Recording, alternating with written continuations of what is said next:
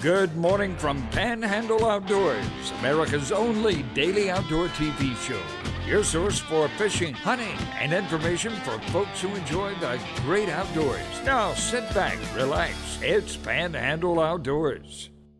Good morning, folks. Welcome to Panhandle Outdoors. I'm Winston Chester. Glad to hear this Wednesday morning on Hump Day here on the Panhandle Outdoor Show, and we appreciate the viewership and we're rolling up right along. Not sure what we're going to do today. I think we got a show put together, but we're going to give it our best shot. We do know our weather brought to us by Drew Pollard and his hard-working crew, and they cover all the area all over this county and a couple of adjacent counties, so just give them a call. They'll take care of you. High today is going to be 89, low 76, and water temperature is 87.4. And I'm going to tell you something later about it. I went swimming yesterday in the Gulf of Mexico, which I do on occasion, but it felt so good. It was just perfect. So we'll move on. We'll tell that story later.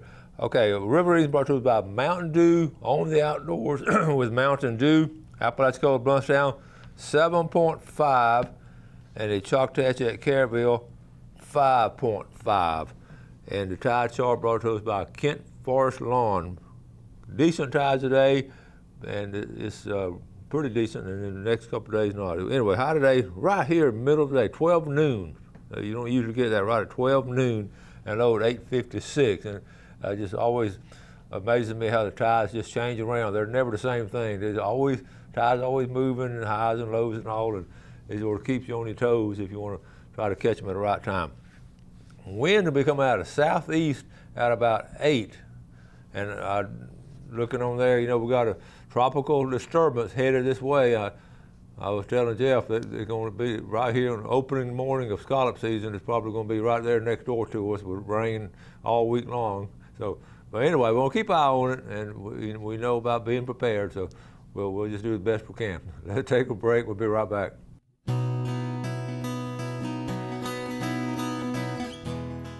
I gotta get it set up. Hey, we got a story, and I can't tell it, and I won't tell the story later, but it's very, very interesting. All. But let's get back to outdoor stuff. Sharks, we're always talking about sharks in here. We don't have shark attacks anymore. We have shark bites. So if something does happen, it's not a shark attack, it's a shark bite. So make sure you phrase it correctly for the media, so they'll get it right.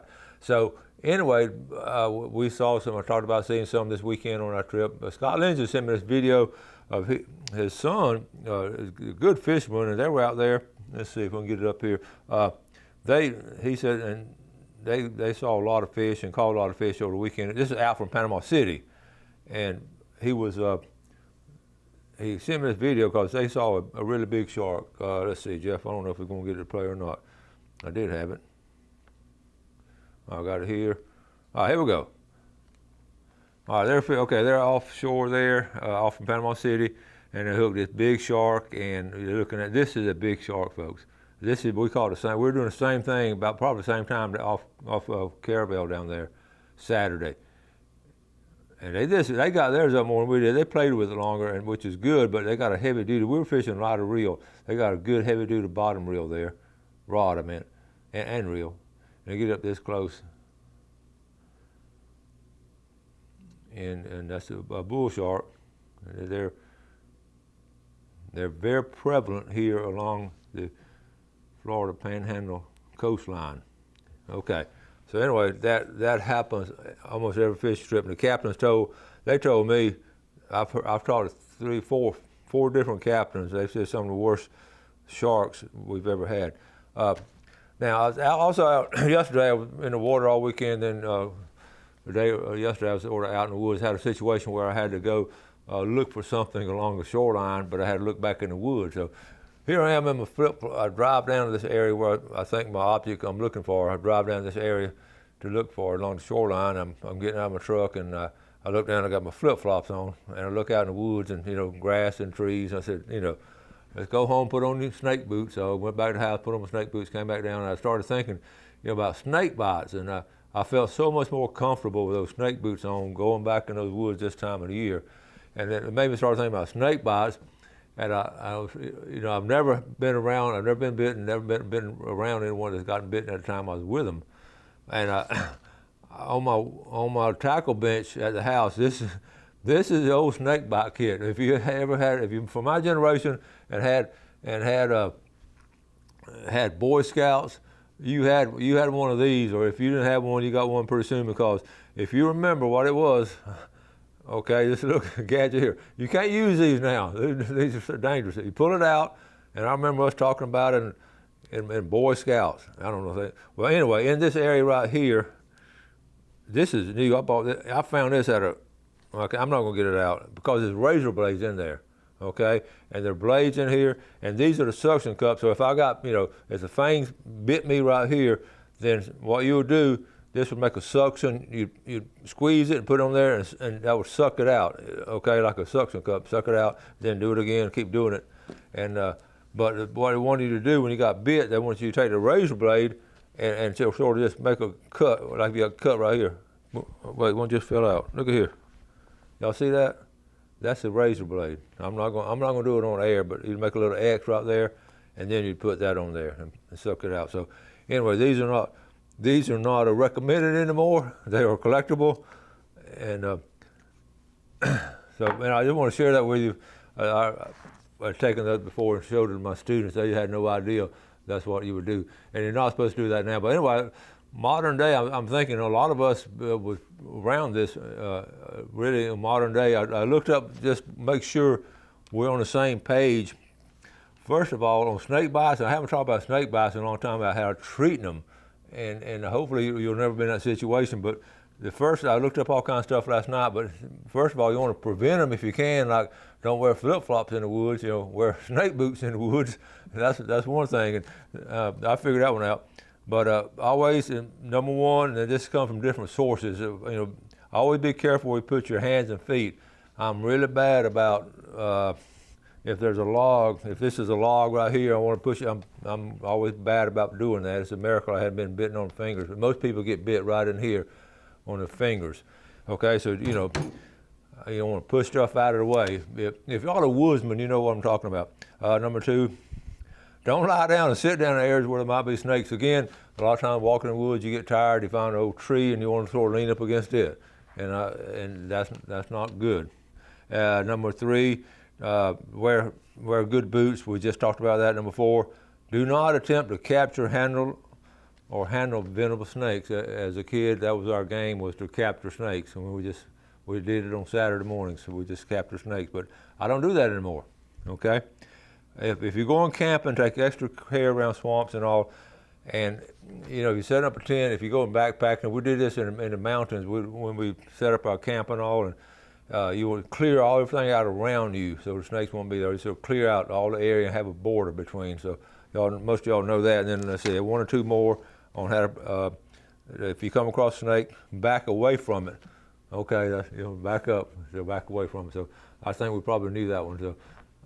We're very well aware of what snakes can do, but you don't want to use these anymore. I'm going to take a break and come back and tell you what the doctors tell us today on how to treat a snake bite. So we'll be right back.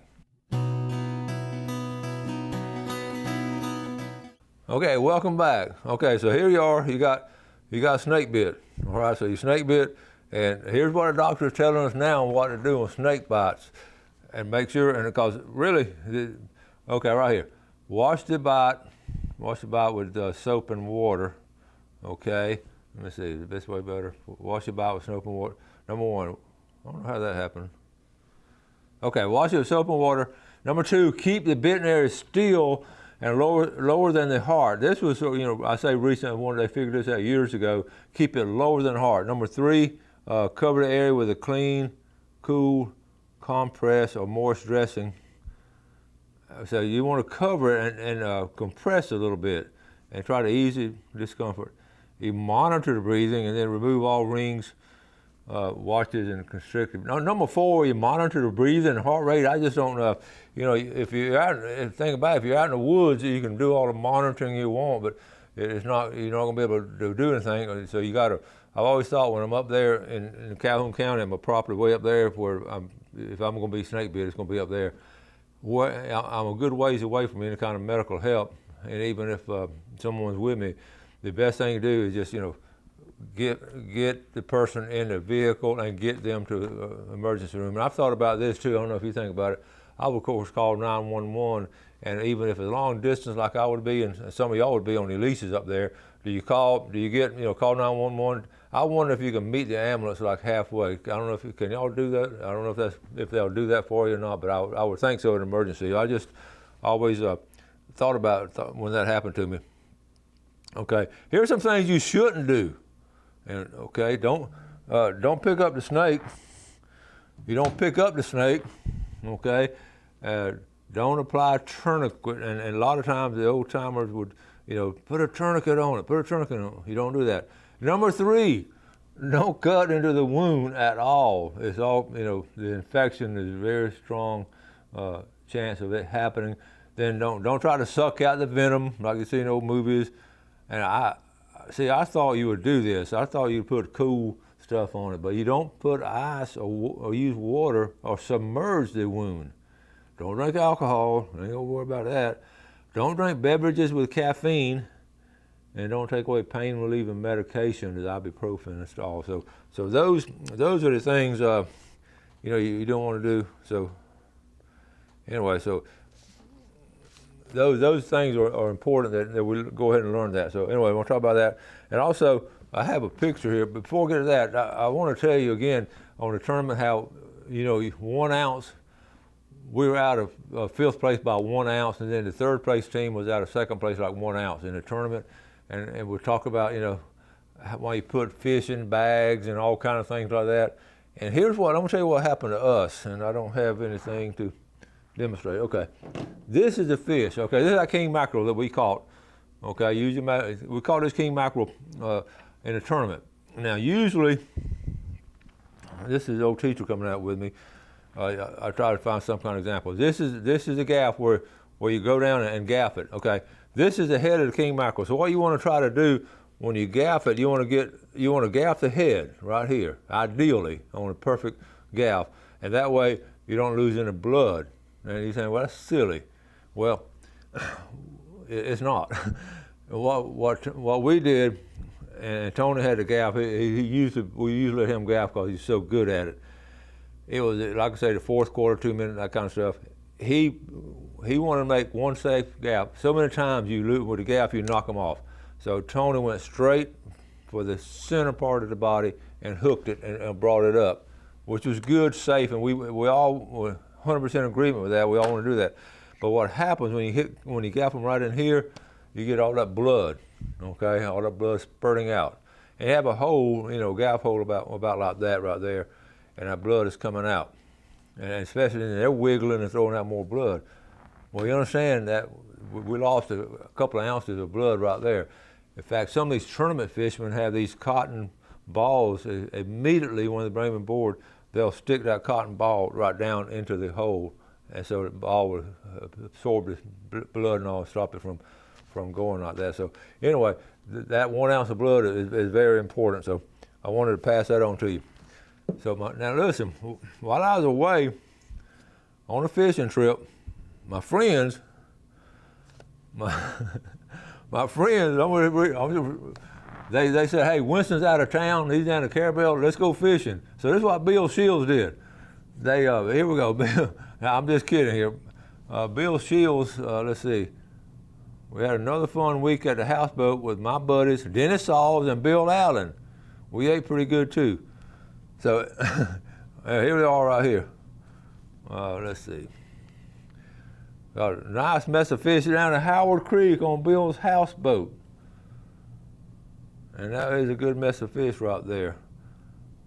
So they set out trawl lines and caught these catfish.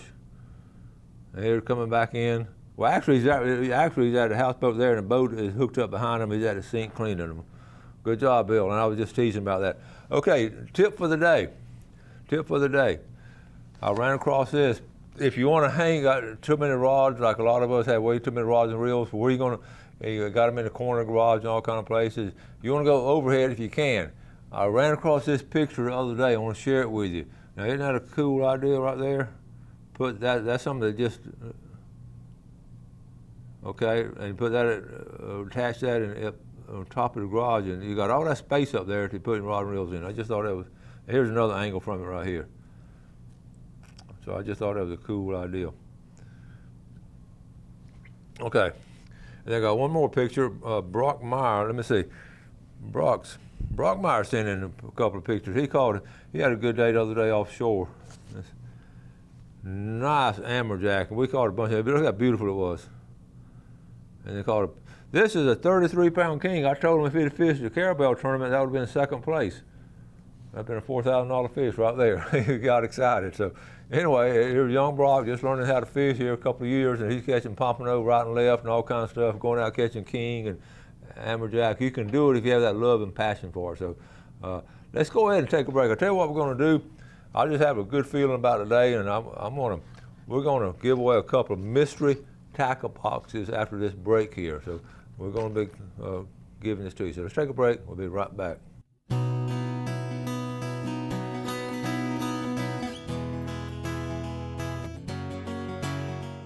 Okay, welcome back. Let's take a look at our fishing game times brought to us today by Blue Water Outriggers in Port St. Joe. We're looking at 2:06 to 4:06 this morning. This evening from 2:29 to 4:29. We're always talking about, y'all give us reports and all, so we'll let our fellow fishermen know what's going on. And Stan Kirkland did just that. In fact, here's his report. Stan went wade fishing Saturday morning over at Crooked Island. This is Stan sending a message over at Crooked Island. Tons of schools of LYs and trout and reds, okay? Caught plenty of bait, but the water is so warm, not much oxygen, the LYs die pretty quickly. Anyone fishing LYs should use fine wire hooks. By 9:30 a.m. got really hot and we quit. Can share with your viewers. So thank you, Stan Kirkland. You'll see, and that's something we'll talk about. It does get too hot. The water oxygen level does drop down. The water temperature goes up. The oxygen level drop down, and sometimes that's where you see fish kills and all.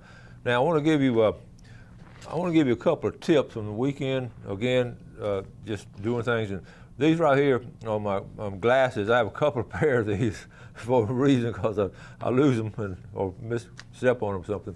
But what these are, you can't tell right here, these are bifocals, okay? Right here, the bottom part, of course, you know what those are.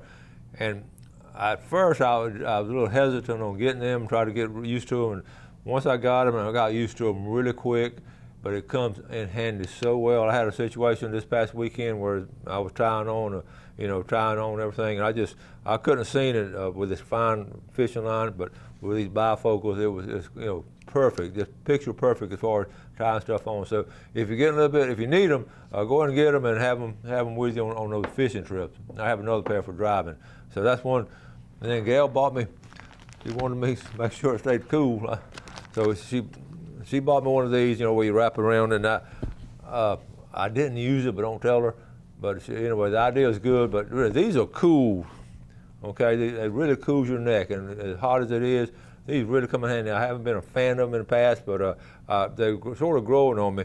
In fact, here's a package right here. It says frosted towel. It says be cool. I told Gail I was cool anyway. I wouldn't need to buy anything like this. But anyway, I would recommend these, and I'm going to keep these with me on these August and July days out there fishing for a period of time. So that's my 2 tips for today. Is, those things like that are good. So even fresh water on Lake Seminole or somewhere up there, if you're in X Springs, and the fish are biting, you want to stay there a little bit longer, that's what you want to do. Okay, before we give away, I do have one more announcement. In fact, I want to get this in because it starts today. And Scott Lindsay is good about giving me ideas. We have the meteor shower. Okay, I'm going to show it right here. It's today, starting tonight. Look here. Well, I call it an August meteor shower per se. It happens every year. And I don't know if you can see, look at this. This is when they just bombard it, okay? So it's going to be this tonight, the next 2 nights. Tonight, it's 11th, 12th, and 13th, okay? August 11th, 12th, and 13th. So get out and see. This is, no special equipment. You can find, all kind of ways. Y'all know how to look at it. This really from midnight, I want to say this, from midnight to dawn, is what they recommend seeing most of them. But starting tonight is that what we call the August meteor shower, the biggest one of the year, and they just blasting. Every few minutes and all, you look around and see it. I've seen it before. I haven't seen it lately, and I don't know if I can be up at midnight tonight. But I would like to see it even early. If you get up early in the morning, you'll see them, and it's just to me spectacular. So I want to make sure you understand that that is going on tonight. And thank you, Scott Lindsay, for reminding me of it, because he keeps me posted on that. Now, we're going to start trying to give away stuff again, but I want to go and tell you we have corporate restrictions where we can't let people in the building and all.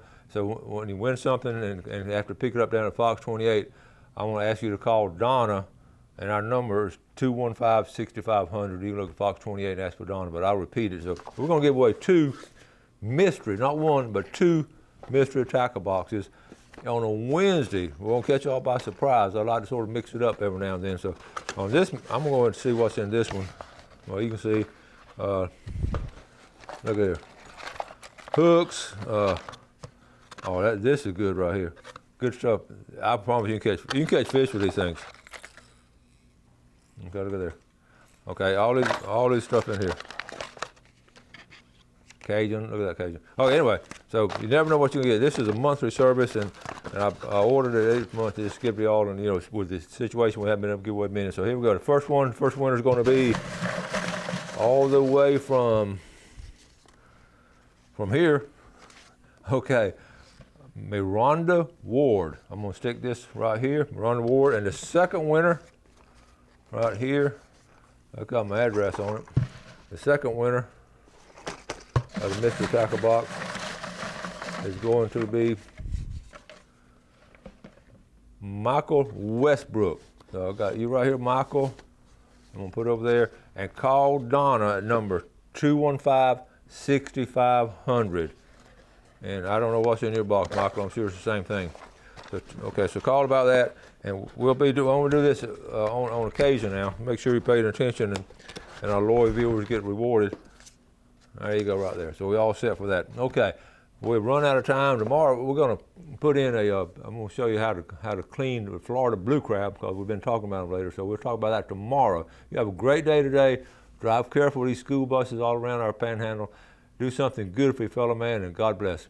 Thanks for watching America's only daily outdoor TV show, Panhandle Outdoors with Winston Chester, featuring hunting, fishing, and other activities and information to help you enjoy the great outdoors. Join us next time for Panhandle Outdoors.